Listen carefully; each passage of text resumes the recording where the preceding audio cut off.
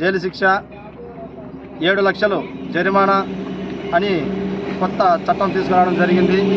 దీనివలన మా చాలని జీతాలతో కుటుంబాన్ని వదిలేసి దేశం కోసం సేవ చేసి కడుపు కాలిన ఈ డ్రైవర్ వ్యవస్థను ఇంతవరకు ఎటువంటి సవరణలు చేయకోకుండా ఇంత భయంకరమైన నల్ల చట్టాలను తీసుకొచ్చి మా డ్రైవర్ వ్యవస్థ మీద అతి పెద్ద భారం మోపి దీనివలన డ్రైవర్ కుటుంబాలు చాలా నష్టపోతాయి. దయచేసి ఈ చట్టాన్ని మరీ ఒకసారి పరిశీలించి ఈ చట్టంలో మార్పులు తీసుకురావాలని కేంద్ర మంత్రి గారిని పదే మా all Andhra driver clear and welfare association తరఫున కడప జిల్లా చిలంకూరు నుంచి మా డ్రైవర్లందరం నిరసన తెలియజేసి ఎంఆర్ఓ గారికి లెటర్ ప్యాడ్ అందజేయాలని విన్నవించుకుంటున్నామన్నా. Andhra drivers cleaners welfare association అందరికీ నా ధన్యవాదములు.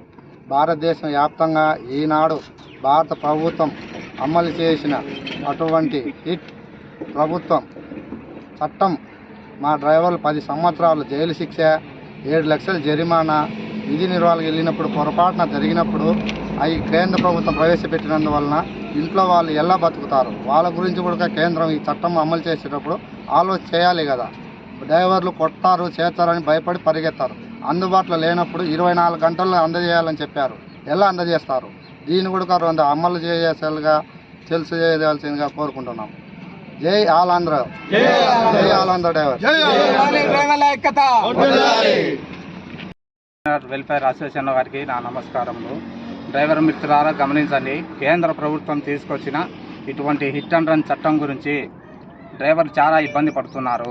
భారతదేశ వ్యాప్తంగా ఈనాడు భారతదేశం అమల్లో తీసుకున్నటువంటి హిట్ అండ్ రన్ చట్టంలో మా డ్రైవర్కు 10 సంవత్సరాలు జైలు శిక్ష, 7 లక్షల జరిమానా విధించడం జరిగింది.